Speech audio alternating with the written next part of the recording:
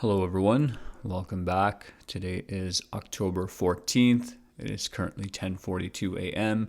If you are Canadian, happy Thanksgiving. Hopefully you are enjoying, dinner with family or loved ones and spending quality time with people. So today's video is just going to be about how being still and sitting in silence is the path to healing and recovery. So very related to yesterday's video, day 13, where we talked about how boredom is the solution you've been looking for.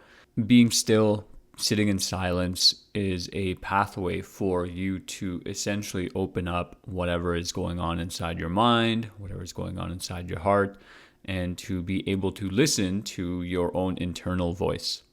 This method requires a bit of patience. You're going to have to sit still and in silence for, more than 30 seconds, more than the length of a TikTok reel. You might have to spend 5 to 10 minutes a day where you are just focused on your breathing, bringing awareness into your internal state. And you're going to find at first that it's very difficult. It's very difficult to just sit still. Your body's going to want to get up and move and want to agitate.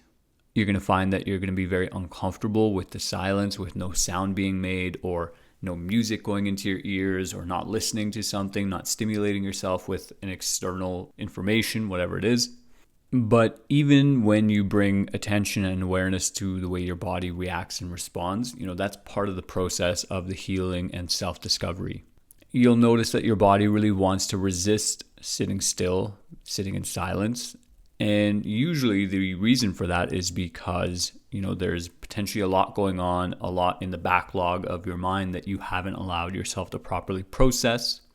And so recognizing that, your subconscious, your brain tries to protect you and continue that cycle of stimulation where you don't ever have to really think about whatever is going on back here.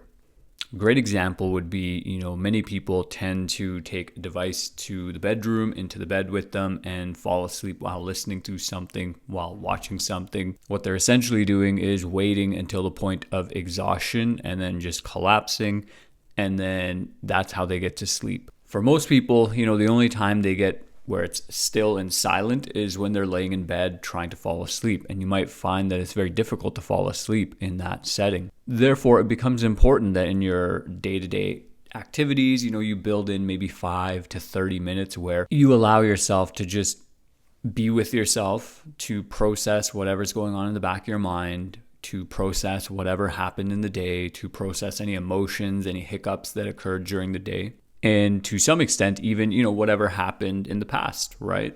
Sometimes if you're out on a long bit of walking or cardio or doing some sort of exercise with no external stimulants, and sometimes I even find, even if I have headphones, I can still be lost in my own thought. I can have this kind of selective hearing where I'm not really paying attention to the music and following along the lyrics.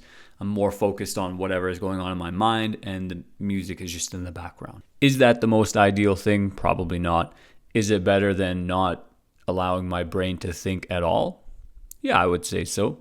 So building in time into your day where you are not stimulated by anything external and just allowing yourself to focus on your internal state and focus on whatever's happening inside you allows you to process whatever happened during the day in the past, allows you to potentially think clearly about what you want from the future, and it allows you to come back into this present moment and to be with yourself. And it may take some time. You might have to schedule in stillness and silence, 10, 20 minutes a day for like 6 months, 3 months, 90 days. I think in one of my videos, I talked about how I meditated for 90 days straight, 10 minutes. You would be surprised the life-changing impact that can have on your mental state. And so for those of you struggling with, being emotionally reactive, struggling to fall asleep, struggling to just sit with yourself, one way to begin would be to, again, just schedule in 1 minute. Put a timer on for 1 minute where you're not going to be distracted by anything. And once you're done that, honestly, give yourself a pat on the back and try it again the next day. Eventually, you're going to notice that 1 minute isn't enough. Bump it up to 2 minutes, 5 minutes, 10 minutes. Work your way up to something that is reasonable for your schedule. And from there, just give yourself that time to just be still, to be in silence, to be with your own mind, with your own thoughts, and see what comes up. See what your brain and your body want to address. while you're sitting there, you can focus on where is your body tense.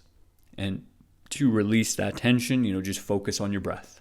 Breathe in, breathe out. There's a couple different methods. You can try box breathing. You can also just count to, 3, 4, 5 as you breathe in, 3, 4, 5 as you breathe out, whatever number works best for you.